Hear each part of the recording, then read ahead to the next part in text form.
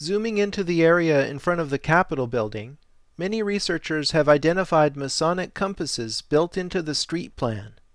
The compasses that run along Pennsylvania and Maryland avenues point to the White House and the Jefferson Memorial. The spread of the compasses is 1 royal mile. I might chalk this up to coincidence if it wasn't for the diagram Richard Heath has published in Sacred Number. Heath's diagram is drawn as a grid of equilateral triangles, so every edge measures 1 royal mile. The Jefferson Memorial, White House, and House of the Temple are centrally located on these nodes. The point of the Pentagon facing the White House is at this node. This is simply too much coincidence to have not been the product of intentional design. I find the ancient Flower of Life diagram fits perfectly into this grid. The Flower of Life has been found all over the world. Wikipedia lists the Flower of Life in 15 countries so far. Here's the Flower of Life at the Osirion Temple in Abydos, Egypt, which is a minimum of 3,300 years old. It's a little-known fact that Leonardo da Vinci even studied the Flower of Life. This is the second depiction of a cube we've seen in DC. Metrology, the science of measurement, is one of the keys to deciphering secret architecture. Each side of the larger cube spans 2 triangles, forming an edge length equal to 2 royal miles. The polar radius of the Earth is 1728 times 2 royal miles. This equals the 3456 royal miles referenced by the Edinburgh Royal Mile. The number 1728 links DC with the mythical New Jerusalem described in the Bible. And the city lieth 4 square, and the length is as large as the breadth. And he measured the city with the reed, 12,000 furlongs. The length and the breadth and the height of it are equal. The dimensions of New Jerusalem describe a cube whose volume is 1728 billion furlongs. Did you ever wonder why the US and Israel have such a strong bond? DC is the New Jerusalem. Here's the 1992 Israeli Supreme Court building in Jerusalem. Does this pyramid on top containing a window look familiar? It appears to be the Eye of Providence, the same symbol found in the streets of DC and on the dollar bill. Many researchers have seen the Tree of Life from Jewish mysticism encoded in DC's traffic circles and monuments. However, DCSymbols.com is the only place that shows how the streets and traffic circles match this early depiction of the Porte Lucis Tree of Life from 1516. The Portal of Light version is shaped like an actual tree. Maybe that's where the Tree of Life got its name.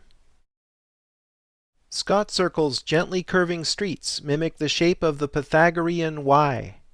In The Secret Architecture of Our Nation's Capital, author David Oveson says, "The Pythagorean Y is a vestigial drawing of a path through life, in which one is perpetually presented with a choice of symbolic directions.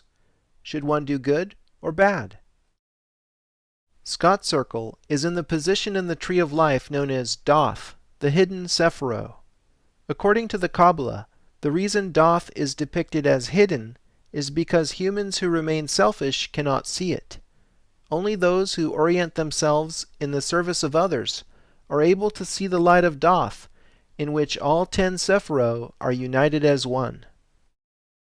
I think Scott Circle exemplifies the secret architecture of DC. It's plain to see once you have the knowledge, but remains hidden to the general public. Most people who know the Tree of Life are more familiar with the Athanasius-Kircher version of 1652, which is arranged in 3 columns. The Kircher version is seen here in John Evelyn's plan to rebuild London after the Great Fire of 1666. Both he and Christopher Wren submitted plans based on the Tree of Life, although Wren's wasn't as in-your-face as Evelyn's. Neither were actually carried out, but it shows you this kind of esoteric symbolism wasn't anything new when DC was laid out a century after the Great Fire of London.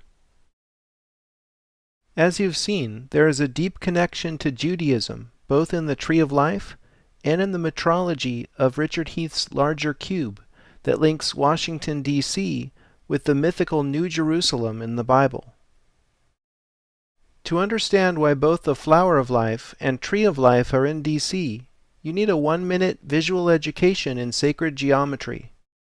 The Flower of Life grows on the Tree of Life. Flower of Life geometry is based on the 2D reality that 6 circles fit perfectly around a central 7th, shown here with quarters. Flowers eventually bear fruit, and with a growth of circles we have the traditional Fruit of Life diagram, containing 13 circles. Connecting the dots reveals Metatron's cube, an important diagram in the study of sacred geometry. It was named after the biblical figure Enoch, who was transformed into the archangel Metatron. Metatron's cube contains the 5 Platonic solids, both in smaller and larger scales, like a fractal. Platonic solids figure prominently in Plato's philosophy, after whom they were named. The dots and the interstices encode the pattern of 2 intersecting Pythagorean tetractyses. This is the pattern on the dollar bill, in what is called glory above the eagle's head. Pythagoreans swore an oath to the tetractys, which was the most important symbol in their secret worship of number. All of this symbolism is interconnected in a system. Masons study for years to understand these things and advance through their degrees. Freemasonry is a remnant of an ancient mystery school. Look at how many lucky 13s are on the obverse of the Great Seal. We've already seen the 13 stars of glory over the eagle's head. In the eagle's claws there are 13 arrows, 13 leaves on the branches hold 13 olives, and there are 13 stripes on the shield. Perhaps having 13 colonies was no accident. Curiously, the eagle only has 9 tail feathers. Everything has a meaning in symbolism. The 13th degree of Scottish Freemasonry is called the Royal Arch of Solomon. It's about Enoch, descent into a vault, the arch, a triangle of gold, a cube of agate, and the name of God. Enoch supposedly excavated 9 chambers, think of the tail feathers, underneath the Temple Mount in Jerusalem, one below the other, each with a supporting arch. In the final chamber he placed a cube of agate, inset with a triangle of gold engraved with the holy name of God. By this sacred geometry, Rick Campbell has shown Enoch's cube is in fact Metatron's cube, the triangle within the cube.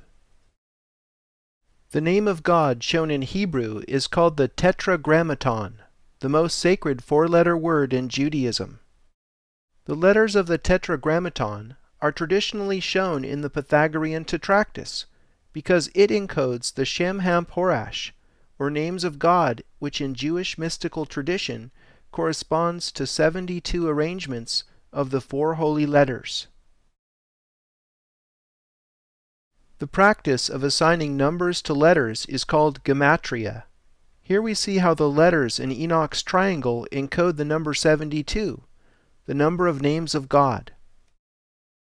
When you get deep enough into most religions, you eventually encounter a belief in the sacredness of number. Enoch was supposedly transformed into the archangel Metatron when he was 365 years old, his age being an obvious solar reference. Speaking of solar men being elevated to the divine, let's look at the Capitol building rotunda. This center point of American democracy figured prominently in Dan Brown's The Lost Symbol. Investigative mythologist William Henry has interpreted the significance of the Capitol building as the solemn temple at the heart of America. Looking up through the oculus in the Capitol dome, we see Constantino Brumidi's huge fresco entitled Apotheosis of George Washington. The word apotheosis means elevation of a man into God. George Washington is sitting on a rainbow up in the clouds surrounded by 13 maidens and flanked by the goddesses Liberty and Victory. Henry has dug up what was probably Bromides' inspiration for depicting Washington riding on a rainbow in front of a stargate. Here is Jesus doing the same. Both are man become God. The fresco at the heart of America clearly elevates Washington into some kind of solar deity. 6 allegorical groupings in a hexagonal arrangement tell stories centered on the ancient gods Mercury, Vulcan, Ceres, Minerva, Neptune, and Columbia. What does all this pagan symbolism have to do with the official history of the United States? Nothing. There are 72 stars surrounding the fresco, recalling the names of God in Jewish mystical tradition. An astronomical take on this number of stars is the fact that it takes 72 years for the Earth to precess 1 degree. We'll be learning more about the precessional cycle in Rome. Looking deeper, there are several crypto-references to the Egyptian goddess Isis, particularly in the allegory of agriculture. Flora with exposed breast and young America in liberty cap stand in front of Ceres, goddess of agriculture. A sheaf of wheat is often used to depict the goddess of nature, shown here as Virgo. An exposed breast and the liberty cap are well-known attributes of Isis, used extensively during the French Revolution. Here the symbols are shown together in Delacroix's Liberty Guiding the People. The goddesses personified on both sides of the Atlantic as nature, reason, liberty, freedom, and Columbia are all esoteric references to the Egyptian goddess Isis. Here's a silver dollar showing liberty with a liberty cap on a pole. This particular coin happens to be worth well over 6 figures today. The seal of the U.S. Senate shows the now familiar red cap as well. To top it off, the goddess Freedom on the outside of the Capitol Dome, and recently in the middle of the Capitol Visitor Center, are yet more depictions of you-know-who. The architects of the Capitol are clearly obsessed with the secret worship of Isis. Following the goddess Liberty upward, we see how the entire District of Columbia was originally surveyed by George Washington in 1791. The mile markers are placed ad quadratum, just like the elevation of the House of the Temple built more than a century later. This later organic interruption in the lower portion of the square became Alexandria, Virginia.